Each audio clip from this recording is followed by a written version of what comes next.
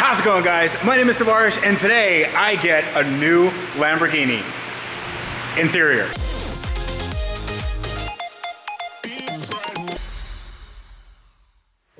So if you guys are new to my channel, thank you so much for watching. I really hope you enjoy it, and consider subscribing if you enjoy it as much as I do.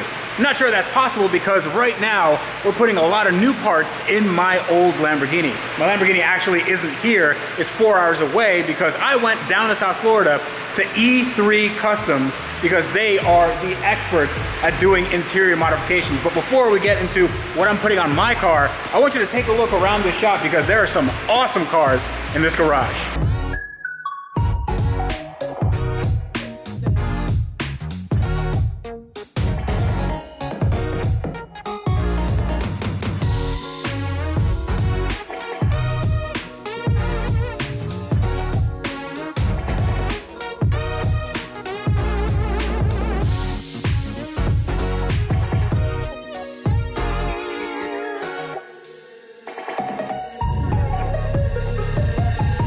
So this awesome garage is owned by my friend Matt at E3 Customs. How you doing, dude?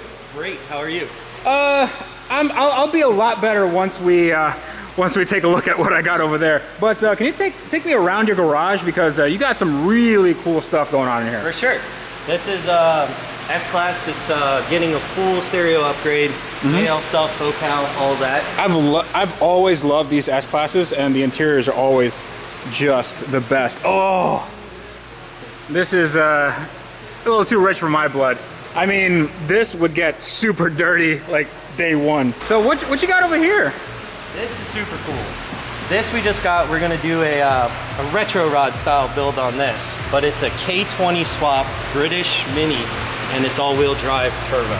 All-wheel drive turbo. So do you know what gearbox it uses? I have no idea, to be honest with you. I've only talked to the owner maybe once or twice about the car, mostly about the interior design. I mean, there's not a ton of suspension travel here. So I like how the crash structure is just this this whole thing, and then the engine, and that's basically it. Yeah, I like this mounting solution, man. That's really ingenious. Right. He was telling me he was going to do a crash bar across the front. He just has to figure out how to make it work with the bumper. Small space. There's a lot in there. Yeah, I mean, this is you can't fit a ton in here, but a K20 plus a turbo.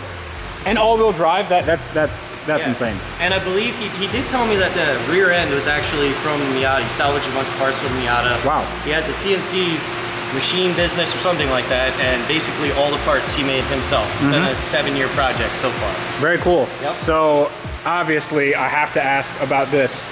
Fiero or MR2? It's real, believe it or not. What? Yeah. I didn't even know real ones existed. It came here originally because there was some water damage on the interior, so that mixed with a little bit of rodent problem in wiring. And basically we just redid the entire interior. Everything is just set in there because they have to rip it all back apart again to finish. That's normally not how we do things, but for this customer, I'm totally fine with doing that. They send us a ton of business. So. I mean, if you take a look at the engine, it's really like the last era of carburation. Look at how many wires and hoses and everything is going everywhere. I bet this thing sounds awesome. Yeah, I'd love to hear it when it's all finished, but they take their time building these cars, so it could be a little while before I get to hear it run. One thing that I miss from Lamborghinis of this era is that the new Lamborghinis, they don't have anywhere near this sort of trunk space. No. This is a dream in normal Lamborghinis now. Right, and it's got a front too, so you get that mixed with the back. This is a daily driver, dude. This is like a suitcase in there. Yeah, this is. Well, I mean, a small suitcase. You could definitely fry an egg in here because the exhaust goes right underneath. This is a Rabbit turbo diesel. It's from it's actually my friend's shop. He owns it, and it's his wife's daily. Wow. So right now we're just doing the headliner. We just finished that up. It's an old Bow style headliner. But that's actually the original color of the car. He resprayed it, obviously, but you can check all the jams and stuff. That's original. It's beautiful, man. I really like the color combo of this is like a seafoam green, right? Yeah. I don't actually know what the real color name is, but yeah, it's really pretty. Believe it or not, this car gets more attention than the Lamborghini. Every time people come I don't believe that. What's this thing? This is an E28. It's an E28, so this is a mid 80s, late 80s BMW 4-door with a 6-cylinder and looks like a manual. Yeah. Yeah. And not original interior, but we are basically just going to do the headliner, and then I think he's got some interior fixes that we're going to do. But yeah, this headliner, I don't know if you can see it, but it's like, it's a weird, I don't know, it's like almost like a polyester type thing. Yeah, it's got a very interesting pattern to it. But a lot of people don't know this, but like headliners like this that were bow style, you basically have to pull the windshield out because the headliner itself is physically wrapped where the windshield goes. Oh no, wow. So the only way... Why would they do this? This seems like a really dumb idea. It is, and it's also kind of smart because, you know, once that gasket goes on there, the headliner's not going anywhere. So... Well, I guess. I mean, but what happens if the, you know, you're in here and then something hits the headliner and then you got to replace it. Now the windshield needs to come up. Is it the same with the back too? Yeah, on this car, on the side panels. Oh no. So you got the side panels that run all the way up to there.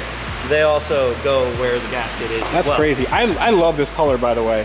It's like a midnight blue type thing. Said it was from what is it, F80 M3? I don't know exactly the color. Well, you guys can tell me in the comments what color this is, but it looks really fantastic. Check this thing out.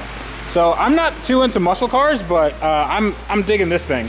Yeah, this came from a new customer. He just bought this car, and originally the convertible top didn't work. I wouldn't know anything about convertible tops not working. And then the top itself is actually installed incorrectly, so we have to put a new one on.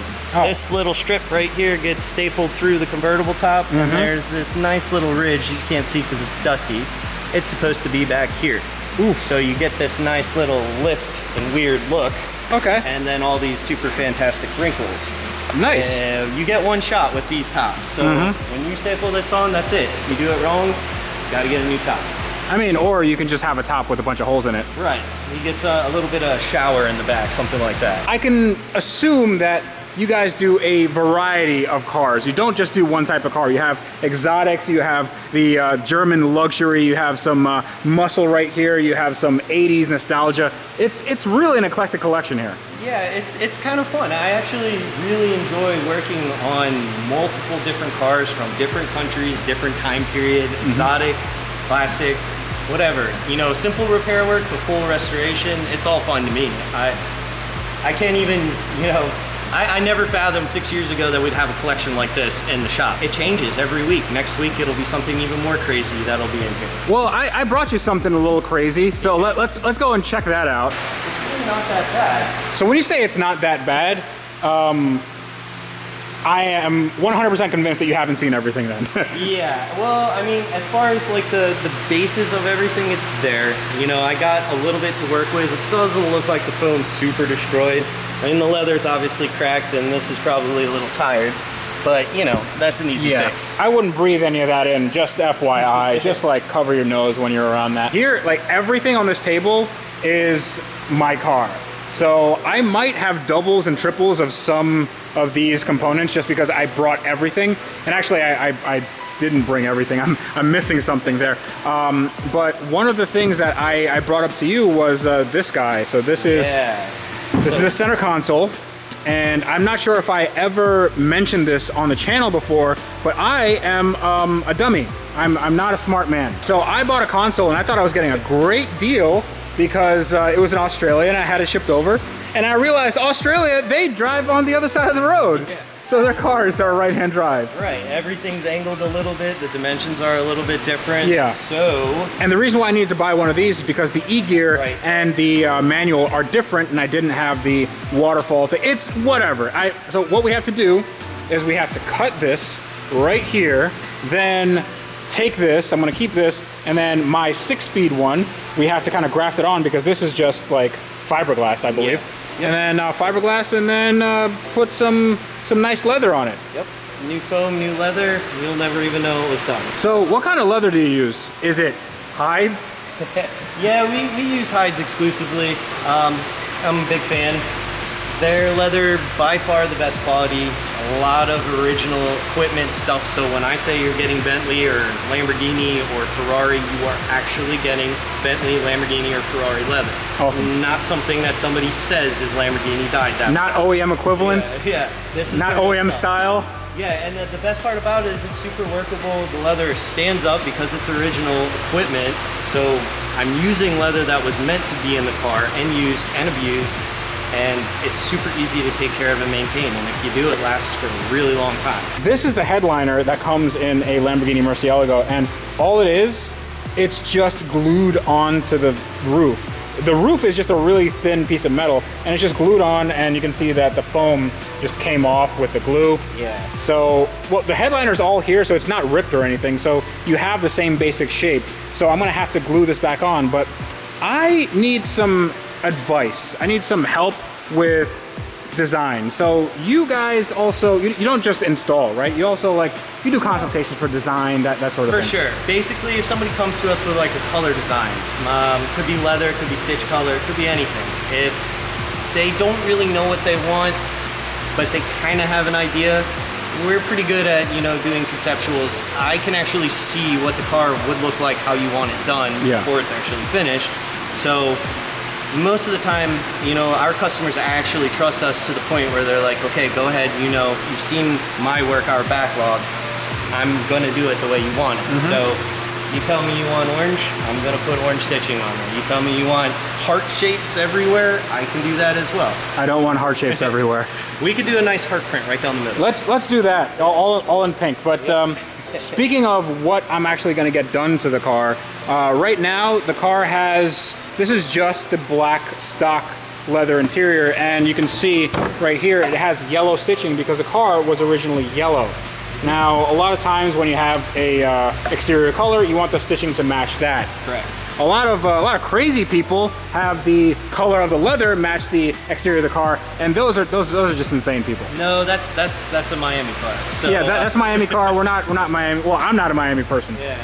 No, so, typically, clean is just nice colored stitching done exactly right. Good French seams everywhere, maybe a stitch pattern in the middle, something like that, just to give it a little bit of... So speaking of stitch patterns, you guys have a few, and what I was thinking was doing the LP640 style quilting. So that would start from right about here and right about here, and it's just like a diamond. Oh yeah, I could do it in the dust, because basically like that, except it's not horrible dust. So bam. It'll look just like that. You know what? I'm taking these seats back. I'm done already. Yeah, it's done. You don't need me. You also have different options, correct? Yeah, so basically I can do pretty much whatever you want as far as any kind of design. What I was thinking, you had originally mentioned to me something about hexagons. So I set up a little test panel so you can see. We use templates basically from... These are cool. These are from Leather Seats Prime, so they make these for us that we can basically trace on the leather, and then you literally have to sit and count the number of stitches as you're sewing it together.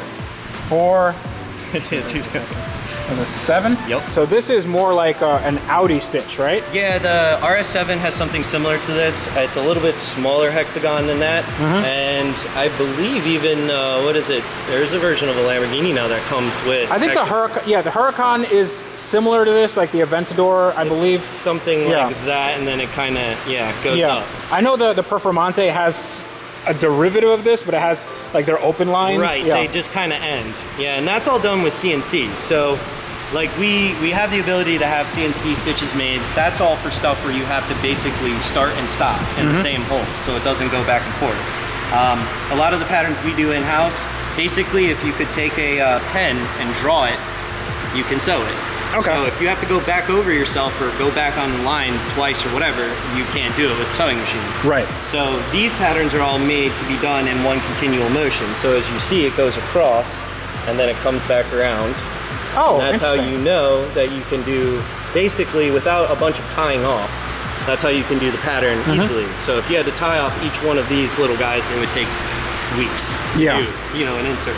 So you also have some test panels here, right? Yeah, so I did some quilting. These are typical, basically that's what your French seam would be.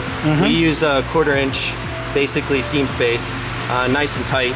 And then I did a test panel in Alcantara, see how you feel that. Okay, so you guys might not like this. I am not a fan of Alcantara, especially in Florida. Yeah. And I mean, I've just been here and already my hands are dirty and I'm pretty sure it's not from this shop. So I can imagine this getting super dirty really quickly. So I think I like the look of leather. I like the feel of leather better. Yep. I mean, it would be cool if we could do this in like, you know, cloth from like a Toyota Camry, but I could if you wanted to. I don't think that would be very fast nor furious. It would be very practical and slow. This pattern's just used from one of those quick templates too. Use 1/2-inch foam so you get some definition in the diamonds. And then once it's actually put on there, all the lines, they're stretched out and they're nice and straight. These Ferrari seats are my jam right now. I mean, I can't stop looking at them. I love the contrast between the stitching and the seat, and I love the way they look. They look like really super comfortable, plus they're carbon fiber. I feel like I'm selling Ferrari seats right now, but like, yeah. I would love to have a car that has these seats in it. So maybe I'm gonna buy another car just for these seats. Yeah, it'd be pretty sweet. These seats are super expensive if buy a car that already has them. Yeah, so what is this off of? This is originally it's from a 360, but the design he chose is from a 430. Okay. So they're challenge seats, and actually the original seat was all one piece all the way down.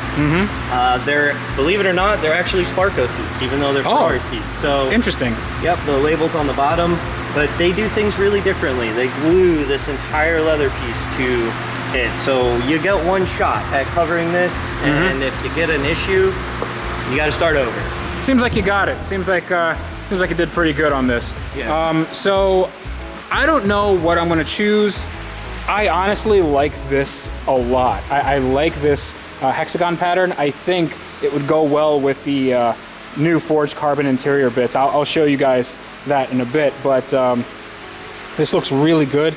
Now, I'm gonna sleep on it a little bit, and I'm gonna read the comments and see what you guys think. I know a lot of you want me to just do the entire interior in Alcantara. That's not happening. I'm not doing that. Just forget about that. I also don't necessarily want to do a fully stock looking interior because the car's not stock. It's a Fast and Furious movie car. No, it should have a little bit of show, but it doesn't need to be over the top. Yeah. So yeah, switching it up a little bit and doing something different, some hexagons in there. Oh, you know what we should do? Just keep it flat, but then we just embroider danger to manifold. Yeah. That's what we should do, yeah. I could get that done, or we can emboss it, however you want to go with that. Do you guys do carpet? Yeah, we do. So this will be a little bit more interesting. Hey, we got orange binding, black binding. Yeah, I mean, we could do whatever, but is it possible to just do new carpet, or? Yeah. Oh yeah, for sure. Yeah. It'll be new carpet, but we got to do something to finish the edge. So gotcha. They use yellow, actually leather, and you can see how fantastic. Honestly, I hate the look of like contrast on this. Agreed. Yeah, it looks so like 2002 hot import nights. It does not look good on this car. Very true. It is a Fast and Furious car. Yeah, one of the things I actually don't like more than that is when they have the huge yellow bull logo saying Lamborghini, and that's OEM. Right. So yeah, I'm not a fan of that. So if we could do this just in like black, I think I might be missing a piece. I'll see what we can do. But yeah, I have some nice. Oh, look at that. That's a nice little heel plate. We can get you that material too. But I'm gonna use. I think for this, I'm gonna use a nice Bentley carpet. The Lambo carpet's okay, but. Is that a carpet that I can just take my shoes off and kind of? Yeah, it's super, I can smush my toes in. Super soft, but it's not crazy thick or anything like that. But it same color, but just super soft. So all right, got to make it a little crazy on your feet. So there's going to be a few questions about all of this. So this is taking up a ton of space, and all of this is leather. That's why I brought it to you. So how much do you think this would take in terms of time? Typically, well, you gave it to me out of the car, so yeah. I don't have to put it back in. That saves me a couple days, maybe a day or so. Yeah. But typically something like this, anywhere between 2 weeks, I would say, with me and my other guy, Lee, that sews with me. I'd say about 2 weeks typically. 2 weeks. And that's doing some other stuff in between. Right. But when you go crazy with restorations and stuff, some of it stays here for months. Yes. It just depends on how crazy the project is and how difficult it is. And honestly, I mean, this is really, really nice. was at one point. Yeah, about, I don't know, 12, 13 years ago. But it's also not crazy complicated. You know? So, this piece has a couple pieces of leather and some nice. It's not crazy complicated because it's out of the car. To get it out of the car, it was a pain in the butt. Right. Now to get it out of the car, I know that's a huge deal. Yeah. They don't make it very easy for you to get to things under the dash. Okay. So how much would this all cost? Obviously, this is more leather than a normal car would. A normal car would just have some seats, door panels, some interior pieces, but this is the entire car's leather. Right. So because we use hides leather, I can use more of the leather. Most of the hides are extremely usable, so there's very little waste. Basically, this is probably somewhere along the line because they're large pieces without seams. I'd say a good solid 5 hides of leather, maybe 6. Plus the labor to do that over the 2 weeks. Yes. It depends basically on material cost and all of that, but this can be, if you gave me the car to do it, anywhere between $10,000 to $20,000, depending on what you pick. Right. And they go through the roof from there. I have a car that we're doing currently, but it's a retro rod type build, so everything from scratch. Yeah. $50,000. Right. It's possible. It takes a lot of time. So one thing that I get sometimes on these videos, and don't think I don't read the comments because I do, it's that, oh, these guys are charging way too much and blah, blah, blah. Right. This is, I'm trying to do this correctly with the correct hides, with the correct leather, with the correct, basically everything. I want an attention to detail that you can't get at some, regular interior shop. Right, we're definitely not all the same. Yeah. And basically the difference between, like you said, being overpriced and then putting out good work is the level of attention to detail. Now, if I told you that I was gonna take 2 weeks, and I'm not okay with what I'm putting out, and it's 3 weeks, I'm gonna call you halfway through it and tell you that. Yeah. I will lose money on the job. Yeah, but SEMA's tomorrow. Right. But you know what? There's always another one next year. And I always tell people that when they tell me car shows and all of that, it's like, I'm not gonna rush it to just give you something that I wouldn't put in my own car. Perfect. So, with that being said, what we're trying to do here, it does take a lot of time. We do spend 6 days a week here.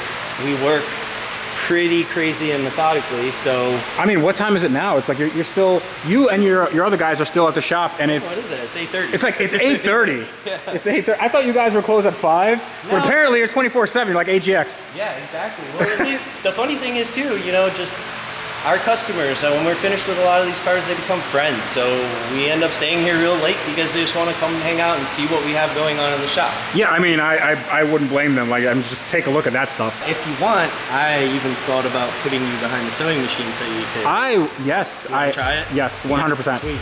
Yes. Okay, I want you to try that too, because we were talking about that, and just to get a little feel for it. Yeah. It's kind of crazy, but it's nothing. It's okay. I mean, how stiff is the clutch? Yeah, this one's cool. All you got to do is just touch it once, and it will do 1 stitch. So, as long as if you want to go full throttle, you can go. I will try it. Let's do it. All right, so we're cutting some leftover leather so I can mutilate it. Yep. And hopefully make it pretty. Yep. I'm gonna give you a nice straight line to cut. Gotcha. And sew, and then we'll see exactly what you're made of. Well, I mean, don't expect a lot here. Let's be completely honest. So let's see. First basic thing. This right here, that controls your presser foot. So that's how you actually lift it up. You're supposed to use it with your knee. My knee? Okay. Yep. Got it? Yep. Okay. So then, basically, you're gonna take the 2 pieces of leather. 2 pieces of leather. Line them up and give yourself about. Do this side. That side's a little bit straighter. That way. Okay. You're gonna feed it through, let's go this way. I'm gonna make you do a nice long line. Sorry, I got it. You're gonna wanna go push the knee. Push the knee like that? Yep, so that's about the depth that you're gonna wanna sew. Somewhere between 1/4 and 1/2. I like 1/4, but 1/2 is fine. So drop the knee part. Boom. Now you gotta hold those 2. Okay. And then just kick the pedal. There you go. Okay. All right, I sewed. Bam, I'm done. Okay, so I keep going? Yeah, you can keep going. Basically, the sewing machine will want to sew straight. You basically just steer it through. Okay, all right. Okay, now that I got off of this, Okay, then push your knee, knee. and then you're gonna wanna grab this guy and just pull it out slowly while you're twisting that back and forth. So just pull the leather until you feel the thread actually let it go. Like that? Yep, just trim it right Boom. there. There's Alright. normally a back tack in there, but that's okay for the purposes of sewing. Yes. You get to see it. All right, so that is really bad. It's a straight line. Well, It's straight, just, you know. straight-ish. Yeah. Okay, cool. So that is my first stitch. Right. So. I think I'm gonna leave the work to you. Yeah. Because you probably do a better job. But this is really interesting. I like doing this.